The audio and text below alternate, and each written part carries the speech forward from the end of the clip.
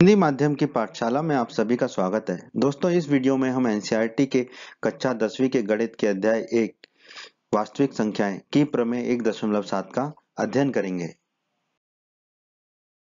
1.7 प्रमेय 1.7 जो है प्रमेय 1.5 और प्रमेय 1.6 के जैसे ही है और इसका भी प्रयोग आप करोगे प्रश्नावली 1.4 के प्रश्नों को हल करने के लिए। तो दोस्तों, प्रमेय 1.7 क्या कहती है? मान लीजिए x बराबर p बटा q एक परिमेय संख्या है। ठीक है, जहां पर p और q क्या है? सहभाज्य है। ठीक है, प्रमेय 1.5 और 6 की तरह ही, मतलब p और q में कुछ भी कॉमन नहीं है, कुछ भी उभयनिष्ठ नहीं है और सारा कुछ काटने पीटने के बाद हमें p बटा q प्राप्त होता है। तब अगर q का अभाज्य गुणनखंड 2 की घात n और 5 की घात m के रूप का नहीं है, ठीक है, 6 में क्या था? के रूप का था। यहाँ पर हम कह रहे हैं कि q का अभाज्य गुणनखंड 2 की घात n गुणा 5 की घात m के रूप का नहीं है, मतलब कि उसमें कोई और भी अभाज्य गुणनखंड है। ऐसा नहीं है कि उसमें 2 और 5 के अभाज्य गुणनखंड नहीं होंगे। ठीक है, 2 और 5 भी हो सकते हैं, पर उनके अलावा भी कोई है। ठीक है, 2 और 5 के अलावा भी अभाज्य गुणनखंड उसमें है। वो सिर्फ 2 की घात n और 5 की घात m के रूप का नहीं है, सिर्फ इसके रूप का नहीं है। ठीक है, इसके अलावा भी उसमें अभाज्य गुणनखंड है। ठीक है, और n और m ऋणेतर पूर्णांक है, जो आप जानते ही हैं, मतलब कि शून्य या धनात्मक पूर्णांक है। तब x का दशमलव प्रसार क्या होगा? अशांत होगा और आवर्ती होगा। ठीक है, अशांत होगा। ठीक है, आवर्ती क्यों होगा? क्योंकि ये परिमेय संख्या है। ठीक है, अगर ये अपरिमेय संख्या होती तो अशांत अनावर्ती होता। ठीक है, पर ये परिमेय संख्या है तो इसका जो दशमलव प्रसार है वो क्या होगा? अशांत होगा और आवर्ती होगा। ठीक है, यही हमारी प्रमेय 1.7। ठीक है, अब हम इसको एक उदाहरण के माध्यम से और अच्छे से समझ लेते हैं। अब हम प्रमेय 1.7 को एक उदाहरण के माध्यम से समझने का प्रयास करते हैं। ठीक है, प्रमेय 1.7 कहती है, मान लीजिए x बराबर p बटा q है। ठीक है, जहां पर p और q सहभाज्य है।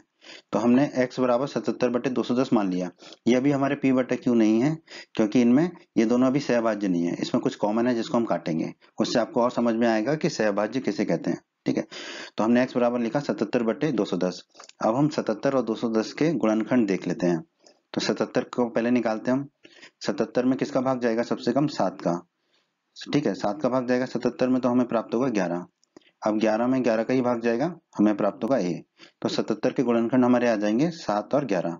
तो हम लिख देंगे 77 बराबर 7 गुणा 11। अब हम 210 के गुणनखंड ज्ञात कर लेते हैं। 210 में 2 का भाग जाएगा सबसे पहले, तो बचेगा हमारा 105। 105 में हमारा 3 का भाग जाएगा। ठीक है, तो बचेगा हमारा 35। 35 में हमारा 5 का भाग जाएगा, तो मिलेगा हमें 7। 7 में तो 7 का ही भाग जाएगा, तो मिल जाएगा हमें 1। ठीक है, तो 210 के गुणनखंड हो जाएंगे 2 3 5 7। तो 210 बराबर हम लिख देंगे 2 गुणा 3 गुणा 5 गुणा 7। ठीक है, अब x बराबर है 77/210। 77 की जगह रखेंगे हम 7 गुणा 11 और 210 की जगह रखेंगे 2 गुणा 3 गुणा 5 गुणा 7। ठीक है, तो x बराबर हो जाएगा हमारा 7 गुणा 11। 77 की जगह हमने रख दिया 7 गुणा 11 और 210 की जगह रख देंगे हम 2 गुणा 3 गुणा 5 गुणा 7। तो बट्टे में हो जाएगा 2 गुणा 3 गुणा 5 गुणा 7। अब देखो, इन ऊपर और नीचे 7 कॉमन आ रहे हैं, तो 7 से 7 को काट देंगे, तो बचेगा हमारा 11 बट्टे 2 गुणा 3 गुणा 5। अब देखो, ऊपर और नीचे कुछ कॉमन नहीं आ रहा है। ठीक है, तो ऐसे ये है हमारा p बटा q, क्योंकि यहाँ पर अब कुछ भी कॉमन नहीं है, कुछ भी उभयनिष्ठ नहीं है ऊपर और नीचे। ठीक है, तो अब हम कह सकते हैं p और q क्या हमारे सहअभाज्य हैं। ठीक है, तो अब जो मिला हमें वो है हमारा p बटा q। जो हमने लिया था ऊपर वो p बटा q नहीं था। p बटा q क्या हमारा? ये 11 बटे 2 गुणा 3 गुणा 5। तो अब हम लिख देंगे p बटा q बराबर x बराबर p बटा q बराबर 11 बटे 2 गुणा 3 गुणा 5, क्योंकि p और q में कुछ भी कॉमन नहीं होना चाहिए, उभयनिष्ठ नहीं होना चाहिए। ठीक है, अब q बराबर क्या हो जाएगा हमारा? ठीक है, नीचे वाला हर 2 गुणा 3 गुणा 5। ठीक है, अब आप देखिए जो q है वो किस रूप में है? 2 की भी घात 1 है, 3 की घात 1 है, 5 की घात 1 है।